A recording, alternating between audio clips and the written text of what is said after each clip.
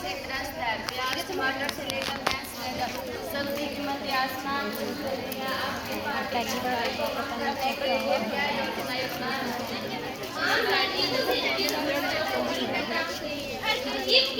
Price वाले हैं। हमारी सरकार की अहम प्राथमिकता है। हमारी सरकार जीएसटी के माध्यम से, सब्सिडी के माध्यम से और व्यापार की नीतियों के माध्यम से महंगाई को कम करने की कोशिश कर रही है। जल्द ही जनता को महंगाई से राहत मिलेगी।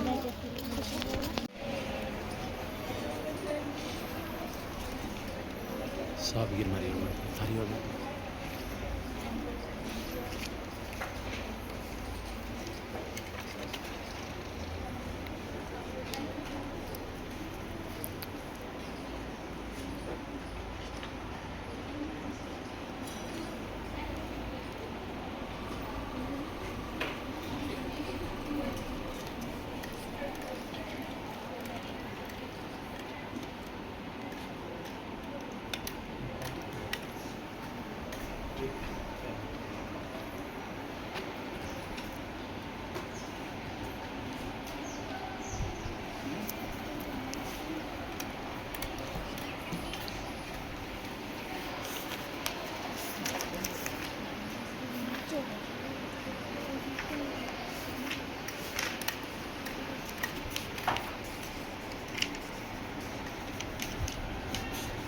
माननीय सभासदों, माननीय अध्यक्ष महोदय,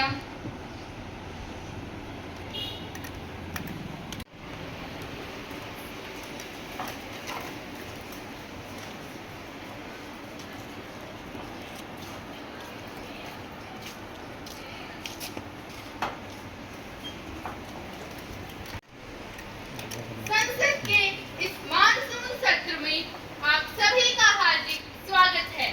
हम सभी इस सेशन को लाभदायक व गुणवत्तापूर्ण बनाने का पूर्ण प्रयास करेंगे ताकि हम सब मिलकर उस उद्देश्य की पूर्ति कर सकें जिसके लिए भारत की 140 करोड़ जनता ने हम सब पर विश्वास जताया है।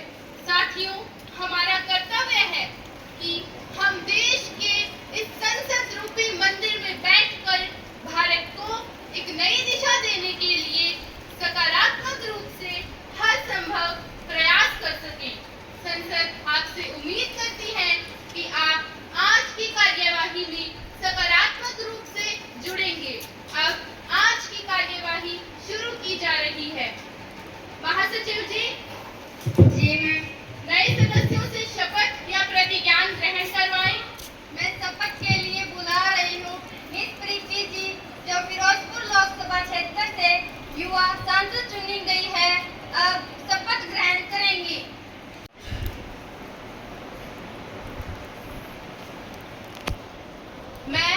मैं प्रीति जो लोकसभा दी मेंबर चुनी गई हाँ, रब दी सौं खांदी हाँ कि कानून राਹੀਂ स्थापित भारत ਦੇ संविधान प्रति सच्ची श्रद्धा ते निष्ठा रखांगी।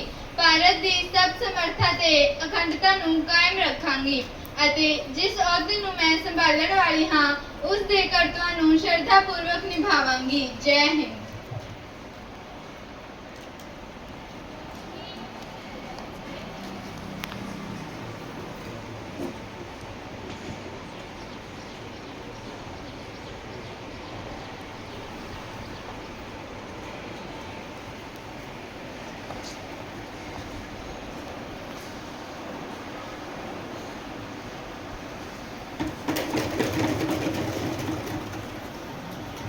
मैं आमंत्रित करती हूँ सुमन जी, जो भोपाल लोकसभा क्षेत्र से युवा सांसद चुनी गई है। अब शपथ ग्रहण करेंगी। महोदय, आप शपथ ग्रहण करेंगे या प्रतिज्ञान? Vote please. महोदय, किस भाषा में? English please.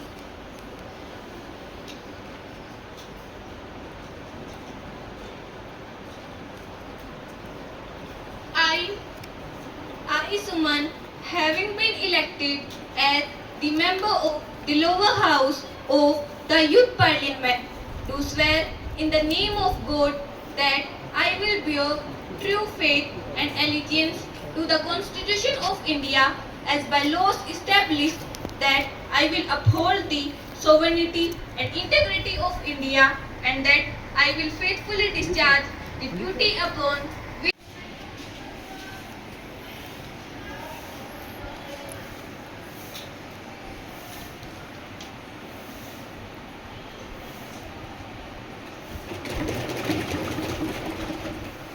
हिसार लोकसभा क्षेत्र से युवा सांसद चुनी गई है, अब शपथ ग्रहण करेंगी।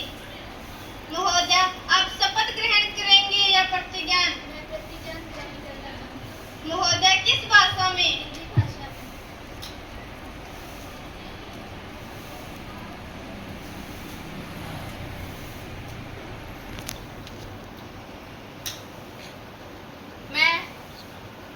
मैं कुमारी अंकिता, जो हिसार लोकसभा से युवा सांसद निर्वाचित हुई हूँ, मैं सत्यनिष्ठा से प्रतिज्ञान लेती हूँ कि विधि द्वारा स्थापित भारत के संविधान के प्रति सच्ची श्रद्धा रखूंगी, देश की प्रभुसत्ता और एकता को बनाए रखूंगी।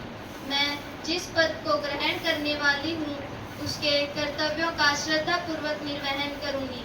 जय हिंद, जय संविधान।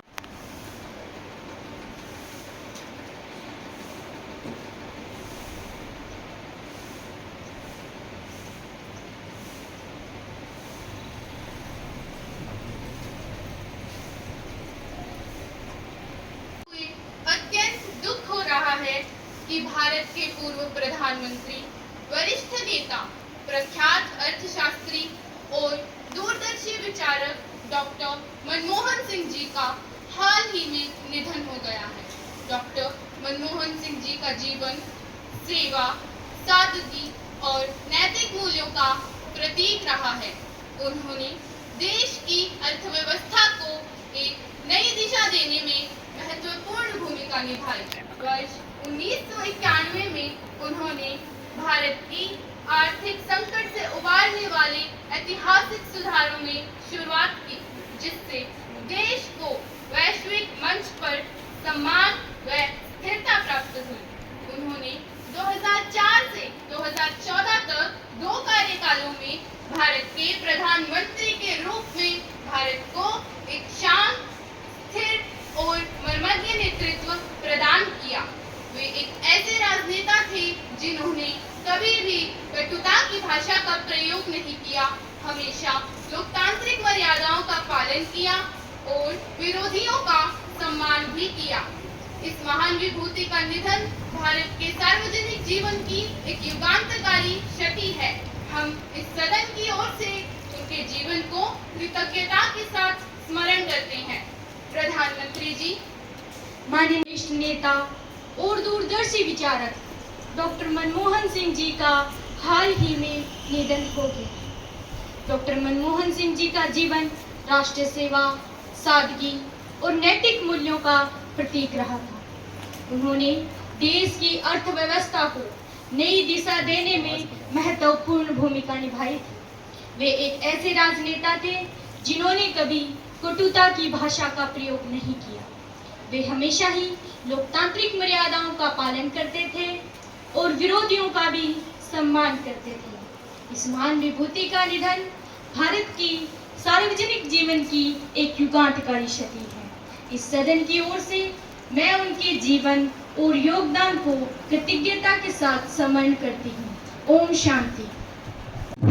आदरणीय अध्यक्ष महोदया, माननीय सदस्यगण, आज यह सदन एक अत्यंत शोकाकुल अवसर पर एकत्र हुआ है। भारत के पूर्व प्रधानमंत्री, वरिष्ठ नेता, महान अर्थशास्त्री और अद्वितीय व्यक्तित्व के धनी डॉक्टर मनमोहन सिंह जी का निधन हमारे लिए अपूरणीय क्षति है। डॉक्टर मनमोहन सिंह जी ने भारतीय राजनीति में मर्यादा, शालीनता और गरिमा की परंपरा को जीवित रखा। वे एक ऐसे नेता थे जो अपने शब्दों से अधिक अपने कर्मों से बोले। चाहे वे वित्त मंत्री के रूप में भारत की आर्थिक दिशा तय कर रहे हो या फिर प्रधानमंत्री के रूप में वैश्विक मंचों पर भारत का मान बढ़ा रहे हो, हर भूमिका में उन्होंने उत्कृष्टता और विनम्रता का परिचय दिया। विपक्ष में बैठे हम सभी ने हमेशा उनके प्रति सम्मान की भावना रखी है। हम इस सदन की ओर से और विपक्ष के सभी साथियों की ओर से डॉक्टर मनमोहन सिंह जी के प्रति अपनी श्रद्धांजलि अर्पित करते हैं और उनके परिवारजनों के प्रति गहन संवेदनाएं व्यक्त करते हैं। ईश्वर उनकी आत्मा को शांति के लिए हम सब मिलकर 2 मिनट का मौन धारण करेंगे।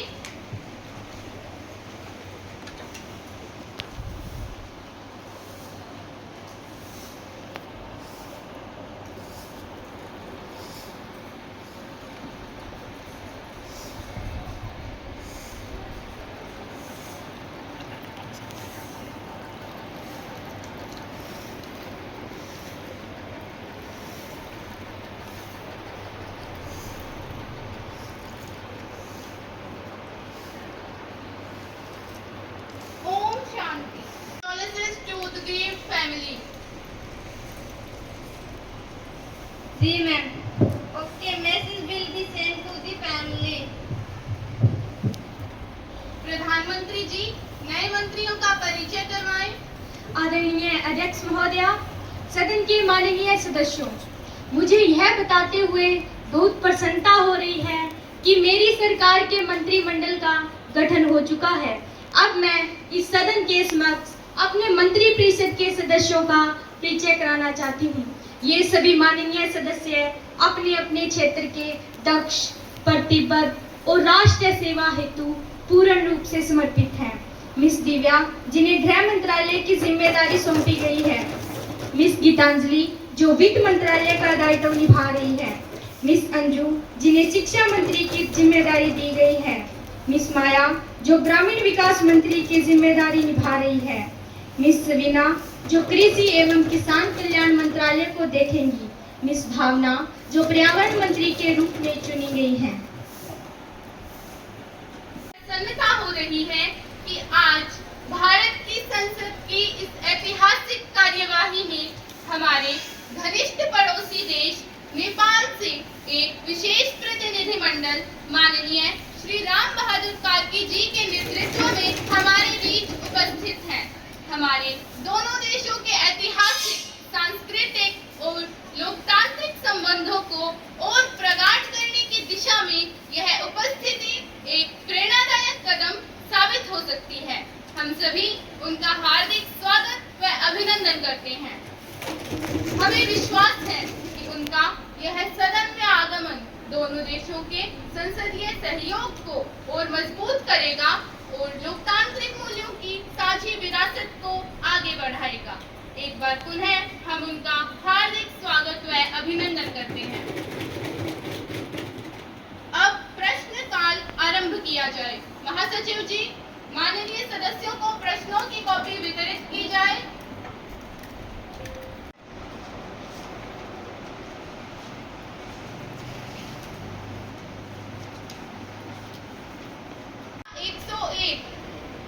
मिस मुस्कान। माननीय अध्यक्ष महोदया, मैं सत्ता पक्ष से ये पूछना चाहती हूँ कि मणिपुर में बीते महीनों से चल रही जातीय हिंसा, जिसमें सैकड़ों निर्दोष लोग मारे गए, हजारों घर जला दिए गए, महिलाओं के साथ मानवीय अत्याचार किया गया। हमारी गृह मंत्री मिस दिव्या सोनी के नाक के नीचे पूरा का पूरा मणिपुर जला दिया गया। सरकार की खामोशी और देर से की गई कार्रवाई को अब किस तरह उचित ठहराएंगे? क्या यह मान लिया जाए कि सरकार मानवीय और संवैधानिक जिम्मेदारियों के निर्वहन में पूरी तरह से फेल है? गृह मंत्री जी। माननीय अध्यक्ष महोदया, मैं आपके माध्यम से ये बताना चाहती हूँ कि मणिपुर में हुई जातीय हिंसा अत्यंत दुर्भाग्यपूर्ण और निंदनीय है। सरकार इस संकट को बेहद गंभीरता से ले रही है। जैसे ही स्थिति असामान्य हुई, केंद्र सरकार ने तुरंत अर्धसैनिक बलों की तैनाती की और राज्य सरकार के साथ समन्वय स्थापित किया ताकि लोगों के लिए हर आवश्यक कदम उठाए जा सकें। अध्यक्ष जी, मैं सदन को ये बताना चाहती हूँ कि सरकार स्वयं स्थिति की निगरानी कर रही है। एक सर्वदलीय प्रतिनिधि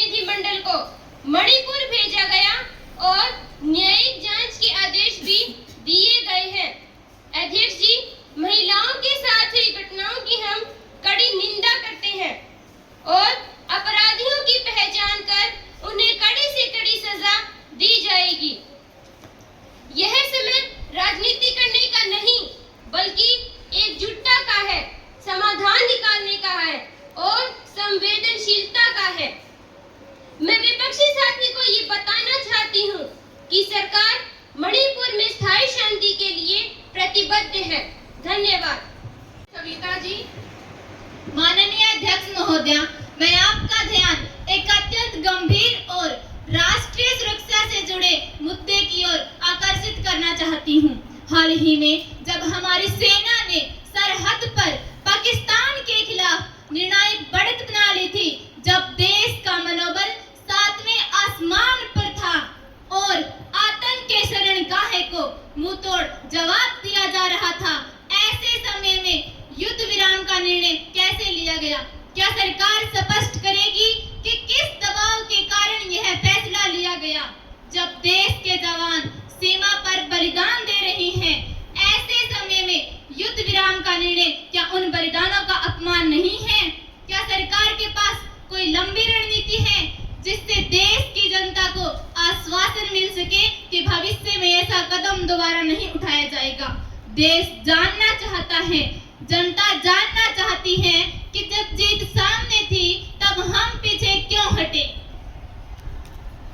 प्रधानमंत्री जी। प्रश्न के प्रति उनका धन्यवाद करती हूँ। उनका जोश, राष्ट्रभक्ति और हमारे वीर जवानों के प्रति सम्मान निश्चित ही तारीफ के काबिल है। लेकिन मैं इस सदन और समस्त देशवासियों को यह स्पष्ट कराना चाहूंगी कि देश की सोच विचार के बाद ऑपरेशन सिंदूर के रूप में नियोजित, केंद्रित और सोची समझी जवाबी कार्यवाही की।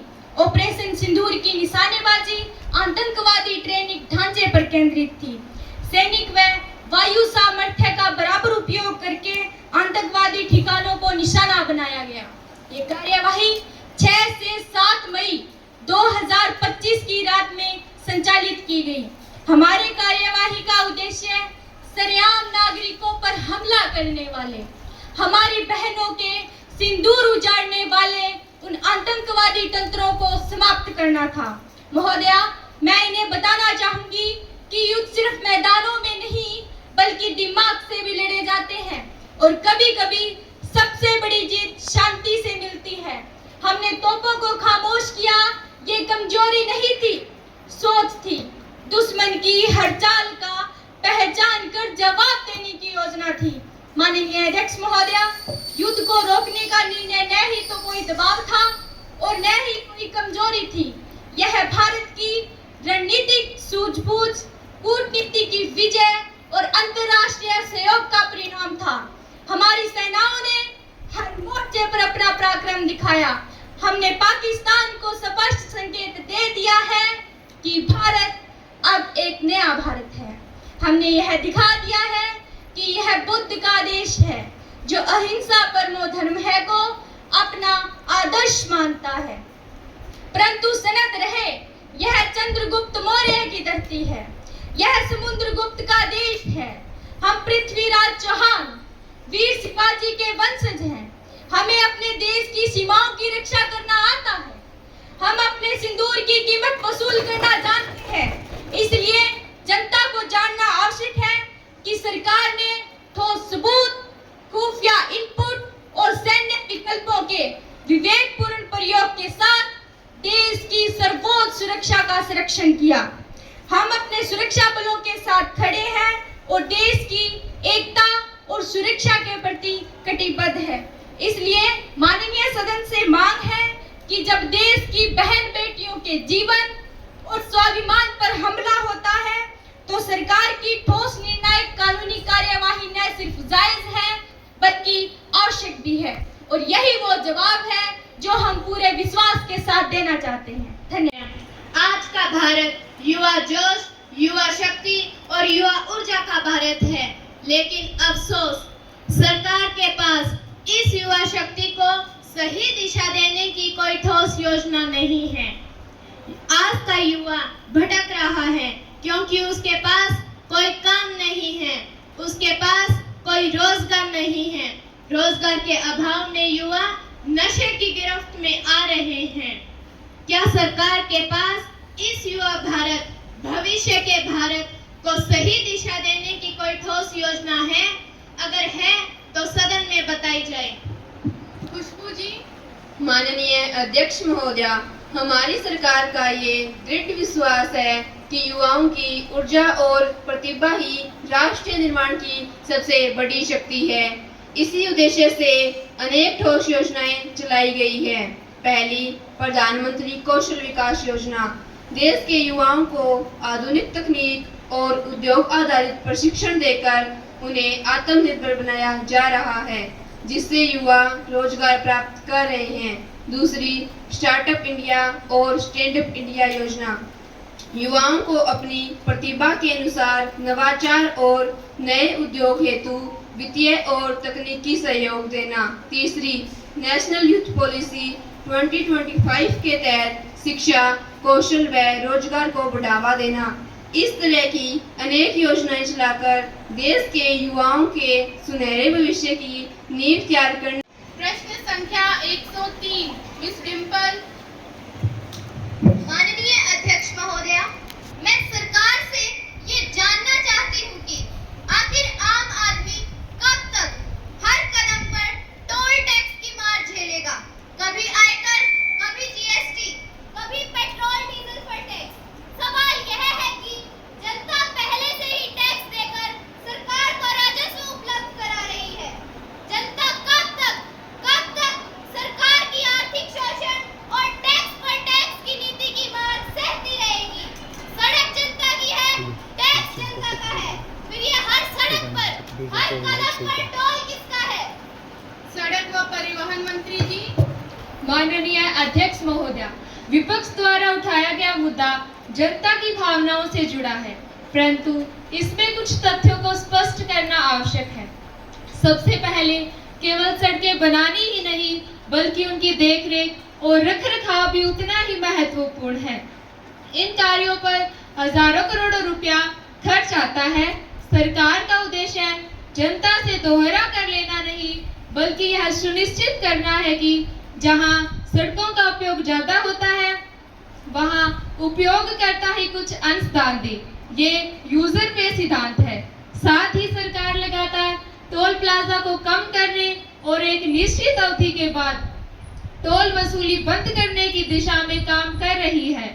मैं सदन को यह स्पष्ट कराना चाहती हूं कि टोल टैक्स कोई अतिरिक्त बोझ नहीं बल्कि सड़क व्यवस्था को सशक्त बनाने का साधन है। यह टैक्स पर टैक्स नहीं बल्कि विकास के मार्ग पर जनता की सीधी भागीदारी है। मैं सरकार से ये जानना चाहती हूँ कि देश में महंगाई लगातार आसमान छू रही है, जिससे आम जनजीवन बुरी तरह से प्रभावित हो रहा है। रसोई गैस के दाम एक आम आदमी की पहुंच से बाहर हो चुके हैं। गैस सिलेंडर की कीमत 1000 रुपए तक पहुंच गई है। पेट्रोल और डीजल की बढ़ती कीमतों ने हर एक चीज को महंगा कर दिया है। ऐसे में सरकार क्या कर रही है जिससे महंगाई को काबू किया जा सके? क्या सरकार के पास कोई स्पष्ट नीति या समय सीमा है जिससे आम जनता को महंगाई से राहत मिल सके? वित्त मंत्री जी। आदरणीय अध्यक्ष महोदया, मैं आपके माध्यम से सदन को यह अवगत कराना चाहती हूँ कि हमारी सरकार का मुख्य उद्देश्य इस देश के हर व्यक्ति के जीवन को सुखद और सरल बनाना है। हमारी सरकार आम जीवन से जुड़ी हर समस्याओं को गंभीरता से ले रही है। मान्यवर, हमारी सरकार आम जन की सरकार है, गरीबों की सरकार है, वंचितों की सरकार है, दबे कुचलों की सरकार है। महोदया, हमारी सरकार ने गरीबों को राहत देने के लिए उज्ज्वला योजना जैसी और योजनाएं चलाकर उनके आर्थिक पक्ष को उभारा है। देश की गृहिणियों को मुफ्त सिलेंडर और चूल्हे देकर उनके स्वास्थ्य को धुएं वाले परंपरागत चूल्हे से होने वाले नुकसानों से बचाया है।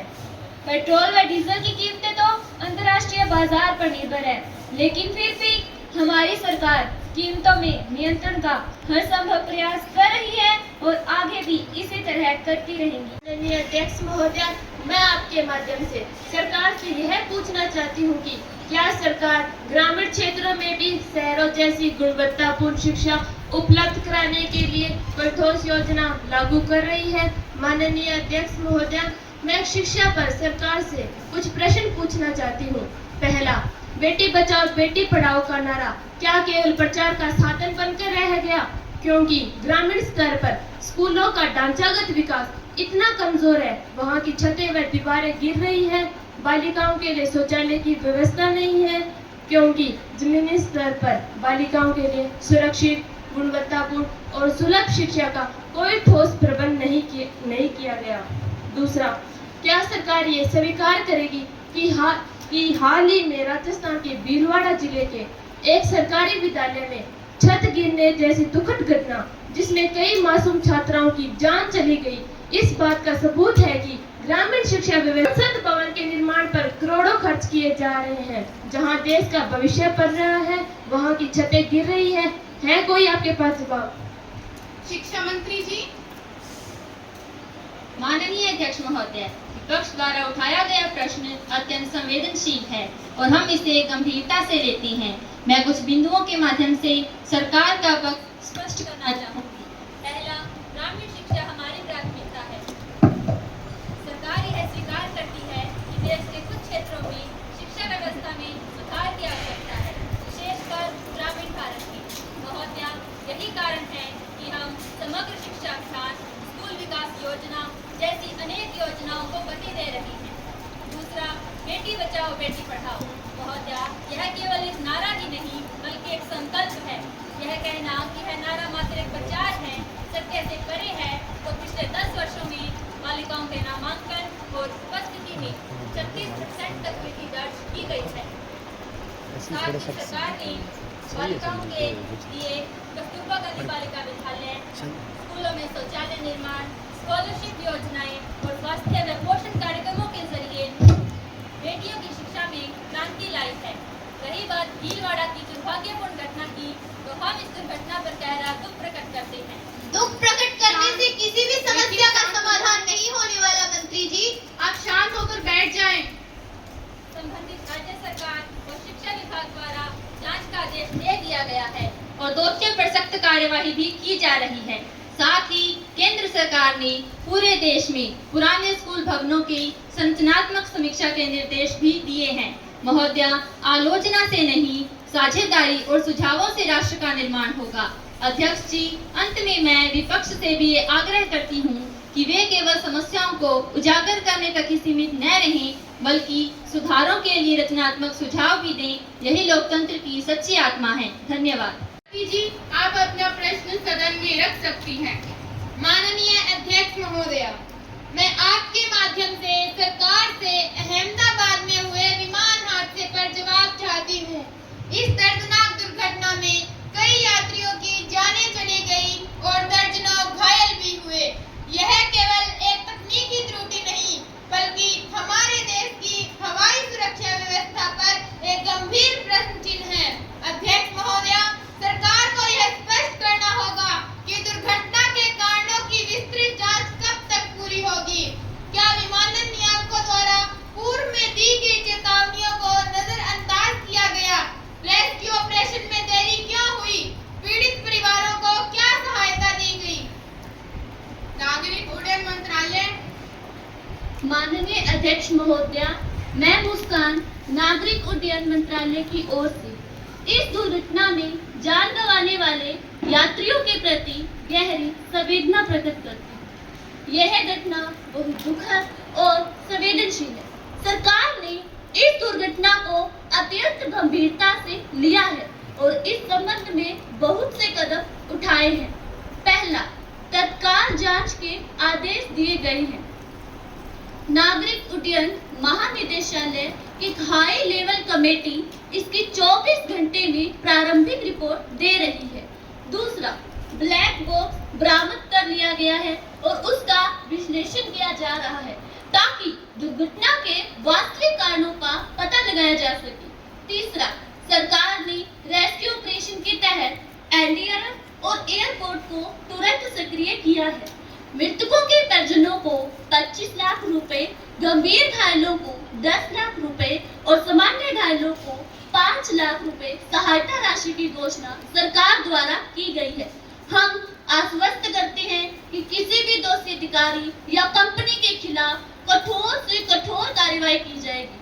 सुरक्षा हमारी सर्वोच्च प्राथमिकता है और हम इसके लिए हर आवश्यक कदम उठाएंगे। धन्यवाद। अगला प्रश्न मिस तपस्या माननीय अध्यक्ष महोदया, मैं आपके माध्यम से सरकार से यह पूछना चाहती हूँ, क्या सरकार युवाओं को लोकतांत्रिक प्रक्रिया में शामिल करने के लिए कोई योजना चला रही है? संसदीय कार्यवाही मंत्री जी। माननीय अध्यक्ष महोदया, मैं विपक्ष के माननीय सदस्य का धन्यवाद करती हूँ, जिन्होंने लोकतंत्र के सबसे महत्वपूर्ण स्तंभ हमारे युवा नागरिकों से जुड़ा मुद्दा उठाया। आज का भारत युवा भारत है। हमारी जनसंख्या का लगभग 65% हिस्सा 35 वर्ष से कम आयु का है। इसमें यह जरूरी नहीं बल्कि अनिवार्य है कि युवाओं को लोकतंत्र में सक्रिय भागीदारी मिले, विचारों से, नेतृत्व से और जिम्मेदारियों से। सरकार ने इसके लिए कई ठोस योजनाएं चलाई है, जैसे पहली है राष्ट्रीय सेवा योजना, शिक्षा संस्थानों में युवाओं को सेवा, अनुशासन और लोकतांत्रिक जिम्मेदारियों से जोड़ना। दूसरी है राष्ट्रीय सेवा युवा संसद कार्यक्रम, जिसमें हम सब जुड़े हैं, जैसे स्कूलों, कॉलेजों और विश्वविद्यालयों में छात्रों को लोकतांत्रिक प्रक्रिया का हिस्सा बनने का प्रशिक्षण। शब्दों में नहीं, संकल्पों में हमारा विश्वास है। ये नई पीढ़ी कल की नहीं, आज की नेता है। संविधान की आत्मा अब युवा चेतना से जिंदा है। लोकतंत्र की जो मशाल बुझने नहीं देंगे, वो हाथ बुजुर्गों के नहीं, युवा भारत के हैं। हमारा विश्वास है कि हर निर्णय में, हर नीति में और हर मिशन में युवाओं की भूमिका सुनिश्चित है और प्राथमिकता में है। धन्यवाद। क्या यह सही नहीं है कि ग्रामीण क्षेत्र की उपेक्षा के कारण वहाँ की समस्याएं लगातार बढ़ती जा रही है और इस पर सरकार चुप क्यों है? ग्रामीण विकास मंत्री जी। माननीय अध्यक्ष महोदया, यह धारणा पूरी तरह सही नहीं है। सरकार ने ग्रामीण क्षेत्रों में पीएम ग्राम सड़क योजना, जल जीवन मिशन, स्वास्थ्य केंद्रों की स्थापना और हर घर नल योजना जैसी योजनाओं के जरिए ठोस कार्य किया। हम मीडिया को भी लगातार प्रेरित कर रहे हैं कि वे इन क्षेत्रों की कहानियों को उजागर करें। धन्यवाद। आवश्यक दस्तावेज सभा पटल पर रखें। माननीय अध्यक्ष महोदया, मैं कुछ कागजात सभा पटल पर रख रही हूँ। पहला, शिक्षा मंत्रालय की वार्षिक रिपोर्ट। दूसरा, स्वास्थ्य सेवाओं से जुड़ी कमेटी की रिपोर्ट। तीसरा, पर्यावरण संरक्षण से जुड़ी नीतिगत रिपोर्ट। महोदया, कागजातों को सभा पटल पर रखने का उद्देश्य है कि सभी माननीय सदस्य सरकार द्वारा चलाई गई योजनाओं, नीतियों और निर्णयों की जानकारी प्राप्त कर सकें और आवश्यक चर्चा हो सके। धन्यवाद। धन्यवाद महोदया। इन कागजातों को सभा पटल पर मान्य कर लिया गया है। सभी माननीय सदस्य अब इनका अवलोकन कर सकते हैं। अब माननीय सांसद भारती जी सदन में ध्यानाकर्षण प्रस्ताव प्रस्तुत करेंगी। माननीय सांसद। माननीय अध्यक्ष महोदया, मैं विपक्ष की ओर से सरकार का ध्यान एक अत्यंत गंभीर मुद्दे की ओर आकर्षित करना चाहती हूँ कि खेतों में जब बाढ़ उतरती है तो किसान की आंखों से उम्मीदें झरती है।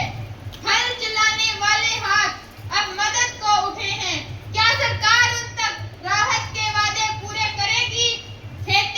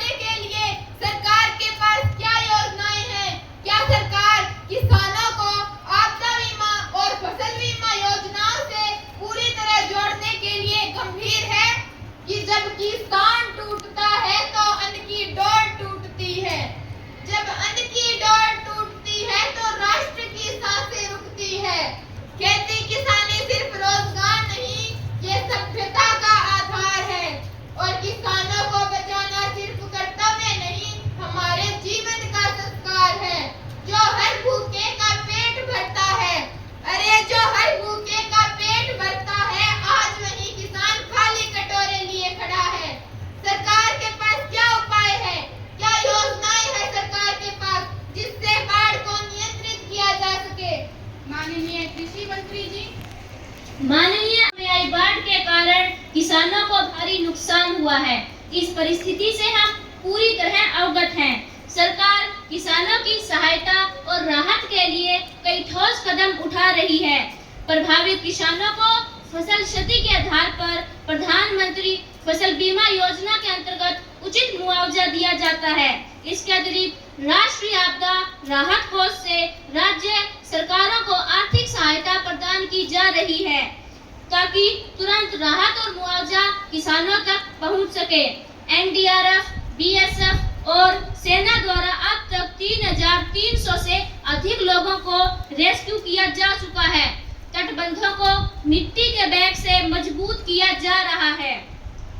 बीएसएफ, आईएफ और एनडीआरएफ की संयुक्त कार्यवाही में अब तक 1200 से अधिक ग्रामीणों को बचाया गया है। पंजाब के गुरदासपुर जिले में 324 गांवों में बाढ़ से उत्पन्न स्थिति को रिव्यू किया। पीएम और केंद्रीय मंत्री इससे संबंधित स्टेट बोर्ड से संपर्क में हैं। केंद्र से समर्थन सुनिश्चित है। साथ ही कृषि विभाग की टीमें गांव-गांव जाकर नुकसान का आकलन कर रही है। सरकार प्रभावित किसानों को ब्याज दरों में छूट, ऋण पुनर्गठन और बीज व खाद्य सामग्री की उपलब्धता सुनिश्चित कर रही है ताकि वे अगली फसल की तैयारी कर सके। सरकार ने तुरंत राहत कार्य शुरू किए हैं। सभी प्रभावित जिलों में राहत शिविर और मेडिकल कैंप खोले गए हैं। किसानों को मुआवजा देने की प्रक्रिया तेजी से चल रही है। भविष्य की तैयारी के तहत सरकार नदियों के किनारे बंधों को मजबूत करने और ड्रेनेज सिस्टम सुधारने पर काम कर रही है। किसानों को प्रधानमंत्री फसल बीमा योजना और आपदा बीमा योजना से जोड़ने का अभियान शुरू किया गया है। माननीय अध्यक्ष जी, किसान की मुस्कान ही भारत की शान है कि किसान की मुस्कान ही भारत की शान है। उनकी खुशहाली ही सरकार की पहचान है। उनकी खुशहाली ही सरकार की पहचान है। सरकार हर संभव कदम उठाकर किसानों की पीड़ा दूर करने के लिए प्रतिबद्ध है। धन्यवाद। माननीय अध्यक्ष महोदया, मैं शर्मिला इस युवा संसद के माध्यम से आपका ध्यान एक गंभीर विषय की ओर आकर्षित करना चाहती हूँ। हाल ही में एक मीडिया चैनल ने एक संसद की बात को तोड़ मरोड़ कर प्रस्तुत किया है जो संसद की गरिमा और संसद की प्रतिष्ठा पर आघात है। यह न केवल संसद की प्रतिष्ठा पर आक्रमण है बल्कि यह लोकतंत्र की नींव को भी कमजोर करता है। मैं मांग करती हूँ कि इस विषय को विशेष अधिकार समिति को भेजा जाए और दोषी के विरुद्ध उचित कार्यवाही की जाए। धन्यवाद। क्या आपने इस संबंध में पहले कोई नोटिस दिया है? आप इस प्रकार सदन में प्रश्न नहीं रख सकती। मैंने सुबह 10 बजे संसद को इसकी जानकारी दे दी थी। सूचना प्रसारण मंत्री जी। माननीय अध्यक्ष महोदया, मैं सरकार की ओर से यह स्पष्ट करना चाहती हूँ कि हम सांसद के विशेषाधिकारों का पूर्ण सम्मान करते हैं। जो मामला इस सदन में उठाया गया है वह गंभीर है और हमारी सरकार इस पर चिंतित है। हमने सूचना एवं प्रसारण मंत्रालय को निर्देश दिए हैं कि वे इस पूरे मामले की जांच करें। यदि कोई मीडिया या संस्था दोषी पाई जाती है तो उचित दंडात्मक कार्यवाही की जाएगी। हम सब मिलकर लोकतंत्र की गरिमा बनाए रखने हेतु प्रतिबद्ध हैं। धन्यवाद। इनकी जांच की जाएगी और निर्णय सदन में बता दिया जाएगा। अब माननीय सांसद डिम्पल सदन से काम रोको प्रस्ताव पर अनुमति मांग सकती हैं। माननीय अध्यक्ष महोदया, मैं डिम्पल इस युवा संसद के माध्यम से काम रोको प्रस्ताव प्रस्तुत कर रही हूँ। मणिपुर में पिछले कुछ महीनों से जारी हिंसा, दंगे और जातीय टकराव ने पूरे देश को झकझोर दिया है। सैकड़ों नागरिकों की जान जा चुकी है। महिलाएं असुरक्षित हैं, कई गांव जलाए गए हैं और आम जनजीवन ठप पड़ा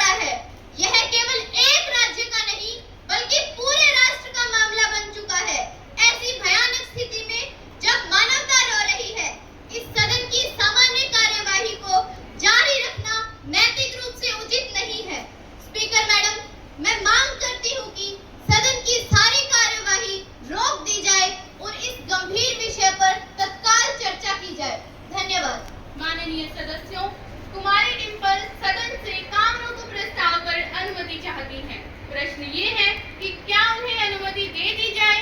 जो सदस्य इसके पक्ष में है वे हाँ कहें। इनकी गिनती की जाए।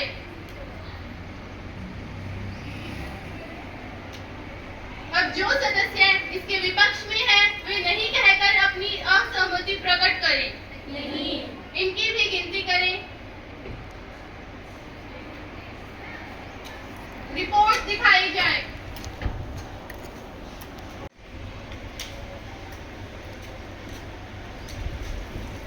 तो रिपोर्ट के अनुसार हाँ का बहुमत है, हाँ का बहुमत है, हाँ का बहुमत है। अतः तुम्हारी डिंपल को काम रोको प्रस्ताव पर अनुमति दे दी जाती है। स्पीकर मैडम, मैं काम रोको प्रस्ताव स्वीकार करने पर सदन का धन्यवाद करती हूँ। अध्यक्ष महोदया, देश यह जानना चाहता है कि जब मणिपुर जल रहा था तब सरकार बयानबाजी में व्यस्त थी। मुझे खेद है, मुझे दुख हो रहा है ये कहते हुए कि ये घटना मुझे तानाशाह नीरो की याद दिलाता है। जब रोम जल रहा था तब नीरो बंसी बजा रहा था। वही घटना आज मेरे देश में दोहराई गई है। प्रधानमंत्री किस हक से आज भी इस कुर्सी पर बैठे हैं? क्या ये सरकार की जिम्मेदारी नहीं कि हर नागरिक को शांति और सुरक्षा मिले? मैं सदन के माध्यम से सरकार से मांग करती हूँ कि वह तुरंत ठोस कदम उठाए, शांति बहाल करे और पीड़ितों को न्याय दिलाए। गृह मंत्री जी। माननीय अध्यक्ष महोदया, मैं सरकार की ओर से इस दुखद स्थिति पर गहरी संवेदना व्यक्त करती हूँ। मणिपुर में उत्पन्न स्थिति असामान्य है और सरकार ने स्थिति को नियंत्रित करने के लिए तुरंत अर्धसैनिक बल, स्थानीय पुलिस और शांति समितियों को सक्रिय किया है। अब तक राहत शिविरों में 50,000 से अधिक लोगों को सुरक्षित स्थानों पर पहुंचाया गया है।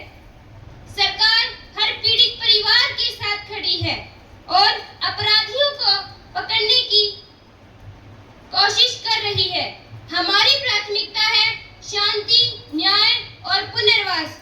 मैं सदन को विश्वास दिलाती हूँ कि इस संवेदनशील मुद्दे पर राजनीति नहीं, केवल मानवता की जीत हो। पर्यावरण मंत्री जी पर्यावरण संरक्षण विधेयक 2025 प्रस्तुत करेंगे।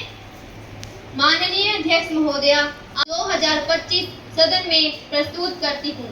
इस विधेयक के अंतर्गत पहला, प्रत्येक शहर और गांव में 5 वर्ष के भीतर 20% हरित क्षेत्र बढ़ाना। दूसरा, प्लास्टिक के एकल प्रयोग पर सख्त प्रतिबंध लगाना। तीसरा, उद्योगों को प्रदूषण नियंत्रण उपकरण लगाना अनिवार्य करना। चौथा, विद्यालयों में पर्यावरण शिक्षा को अनिवार्य विषय बनाना। पांचवा, वृक्षारोपण कार्यक्रम को जन आंदोलन के रूप में चलाना। मेरा विश्वास है कि यह विधेयक हमारे देश को स्वच्छ और सुरक्षित बनाएगा। विधेयक प्रस्तुत किया गया है। अब द्वितीय वाचन में चर्चा के लिए सभा पटल पर रखा जाता है। माननीय अध्यक्ष महोदया, सरकार पर्यावरण संरक्षण की बातें तो करती है, लेकिन उद्योगों से होने वाले प्रदूषण पर सख्त कार्रवाई नहीं करती। यह विधेयक तभी प्रभावी होगा जब इसे ईमानदारी से लागू किया जाएगा। जी अध्यक्ष महोदय, यह विधेयक समय की मांग है। आज प्रदूषण हर घर और हर गांव तक पहुंच चुका है। यदि सरकार यह कदम नहीं उठाती तो आने वाली पीढ़ियां हमें माफ नहीं करेगी। आप कुछ कहना चाहेंगे? माननीय अध्यक्ष महोदया, मैं सुझाव देती हूँ इस विधेयक में प्लास्टिक के प्रयोग पर कड़ी पाबंदी और स्कूल स्तर पर पर्यावरण शिक्षा को अनिवार्य किया जाए। धन्यवाद। अब मैं शिक्षा मंत्री जी को आमंत्रित करती हूँ। महोदया, मैं इस विधेयक का स्वागत करती हूँ। शिक्षा के माध्यम से ही बच्चों में पर्यावरण के प्रति जिम्मेदारी आएगी। हम स्कूलों में ग्रीन क्लब शुरू करेंगे ताकि छात्र छात्राएं इस दिशा में सक्रिय भूमिका निभा सकें। माननीय कृषि मंत्री जी। माननीय अध्यक्ष महोदया, मैं इस विधेयक के समर्थन में बोलना चाहती हूँ। पर्यावरण और खेती एक दूसरे से जुड़े हुए हैं। यदि जलवायु सुरक्षित नहीं होगी तो खेती भी प्रभावित होगी। किसानों को जैविक खेती और पानी के संरक्षण के लिए विशेष सहायता दी जानी चाहिए। धन्यवाद। माननीय स्वास्थ्य मंत्री जी। आदरणीय अध्यक्ष महोदया, इस विधेयक से लोगों के स्वास्थ्य पर भी सकारात्मक असर होगा। प्रदूषण कम होने से श्वसन रोग, कैंसर और हृदय रोग जैसे रोगों से छुटकारा मिलेगा। मैं इस प्रयास की सराहना करती हूँ। धन्यवाद। माननीय नेता प्रतिपक्ष। माननीय अध्यक्ष महोदया, यह विधेयक सराहनीय है, परंतु इसमें कुछ कमियां भी हैं। पहली, केवल कानून बनाने से पर्यावरण सुरक्षित नहीं होगा, इसके लिए ठोस कार्य योजनाएं और बजट चाहिए। दूसरा, ग्रामीण क्षेत्र में जागरूकता की कमी है, उस पर भी ध्यान देना चाहिए। तीसरा, उद्योगों पर कड़ा दंड तभी असर करेगा जब भ्रष्टाचार खत्म होगा। इसलिए हम चाहते हैं कि इसमें संशोधन करके इसे और मजबूत किया जाए। धन्यवाद। लोकसभा उपाध्यक्ष जी। माननीय अध्यक्ष महोदया, मेरा सुझाव है कि पर्यावरण संरक्षण के लिए पंचायत स्तर पर समितियां बनाई जाए, तभी इसका असर जमीनी स्तर पर होगा। धन्यवाद। पर्यावरण मंत्री जी, क्या विपक्ष की बातों पर आप कुछ कहना चाहेंगे? माननीय अध्यक्ष महोदया, मैं विपक्ष के सुझावों का स्वागत करती हूँ। हम बजट में विशेष निधि का प्रावधान करेंगे व ग्रामीण स्तर पर समितियां गठित करेंगे। छोटे व्यापारियों के लिए वैकल्पिक साधनों की व्यवस्था भी की जाएगी। धन्यवाद। सदन में हुई चर्चा के बाद मैं तृतीय वाचन के लिए पर्यावरण संरक्षण एवं सतत विकास विधेयक 2025 को मतदान हेतु प्रस्तुत करती हूँ। अतः जो सदस्य इसके पक्ष में है वे हाँ कहें। हाँ। इनकी गिनती की जाए। अब जो सदस्य इसके विपक्ष में है वे नहीं कहें। नहीं। इनकी भी गिनती करें। रिपोर्ट दिखाई जाए।